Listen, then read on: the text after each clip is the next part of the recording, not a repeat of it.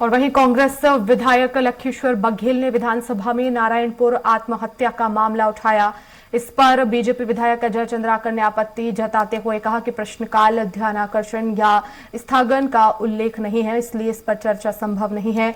वहीं पूर्व सीएम भूपेश बघेल ने कहा कि ये नियम प्रक्रिया की बात कर रहे हैं। सरकार बनने के बाद सत्र बुलाने के पहले की घटना है, इसलिए इस पर चर्चा की जानी चाहिए, क्योंकि इस पर अगले सत्र में चर्चा नहीं की जा सकेगी, इसलिए अभी इस चर्चा होनी चाहिए। जिस पर नेता प्रतिपक्ष चरणदास महंत कवासी लखमा ने भी कहा कि इस पर चर्चा हो, लेकिन आसंदी ने कहा कि परंपरा के अनुसार अल्पकालीन सत्र में शून्यकाल, प्रश्नकाल और ध्यानाकर्षण पर चर्चा नहीं की जा सकती है।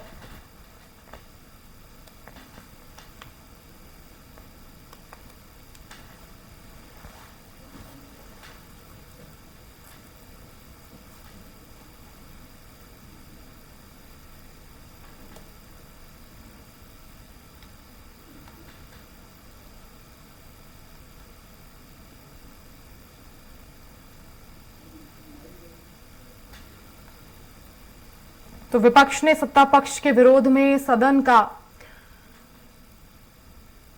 आत्महत्या का जो मामला है वो उठाया है विधानसभा में। कांग्रेस विधायक लखीश्वर बघेल ने ये मामला उठाया और बीजेपी विधायक अजय चंद्राकर ने इसको लेकर आपत्ति जताई है।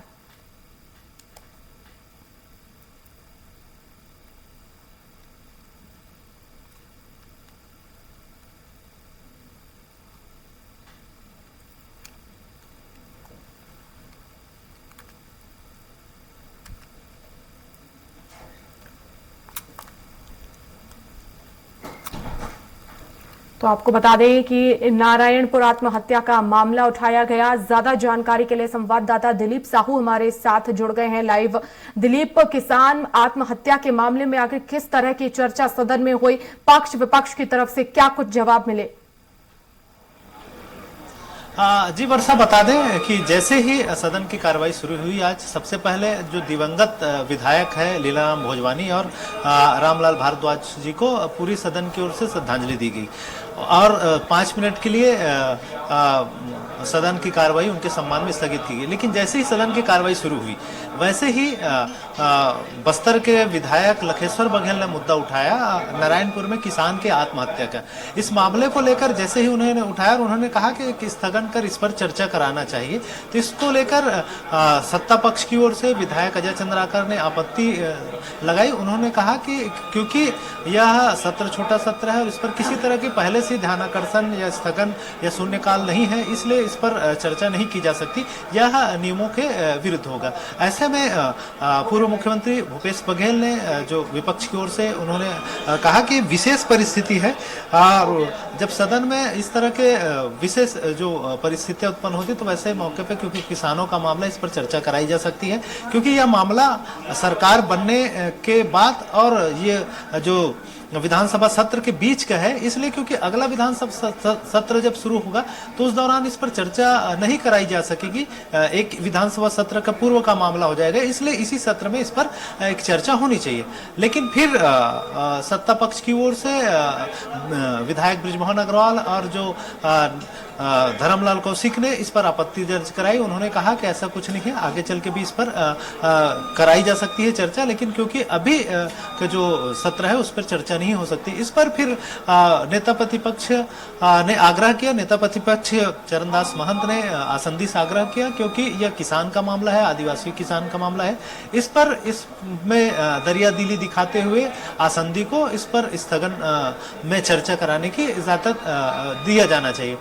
तो पूरे मामले को लेकर लगातार बहस और आपसी हंगामे होने के बाद फिर आसंदी ने कहा कि उन्होंने बताया कि जो अभी जो सत्र है वो विधायकों के शपथ का और राज्यपाल के अभिभाषण का है, क्योंकि अनुपूरक में चर्चा होना है और राज्यपाल के अभिभाषण पर चर्चा होना है और अनुपूरक बजट पर चर्चा होना है, इसलिए इस मामले को उस पर आप बात रख सकते हैं, इसलिए इसे आग्रह कर दिया। इसके बाद विपक्ष की ओर से सत्ता पक्ष के खिलाफ, क्योंकि उन्होंने आपत्ति दर्ज कराई है, किसान के आत्महत्या के मामले पर चर्चा नहीं होने दिया, इसको लेकर विरोध जताते हुए सदन से बहिर्गमन किया गया।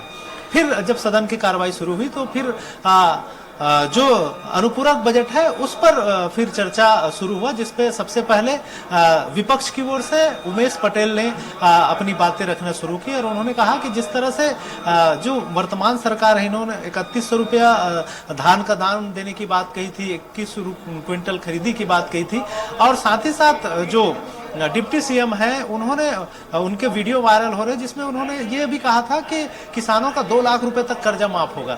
लेकिन सरकार में आने के बाद जिस तरह से जी स्थितियां हुई है और बजट में इस तरह का कोई प्रावधान नहीं किया गया है, अनुपूरक बजट में नहीं इसके लिए कोई प्रावधान किया गया है, नहीं जो कैबिनेट की बैठक हुई थी उसमें किसी तरह की ये बातें कही गई, तो इसको लेकर फिर विपक्ष की ओर से टीका टिप्पणी की गई और जो विपक्ष सत्ता पक्ष के जो विधायक है राजेश मूणत है उन्होंने बिल्कुल दिलीप, तो पक्ष विपक्ष की तरफ से जोरदार हंगामा हुआ। विपक्ष ने भी जो अपनी पूरी तैयारी की, लेकिन नारायणपुर का जो मुद्दा है वो जो है वो सदन में फिलहाल नहीं उठाया गया। शुक्रिया दिलीप तमाम जानकारी के लिए।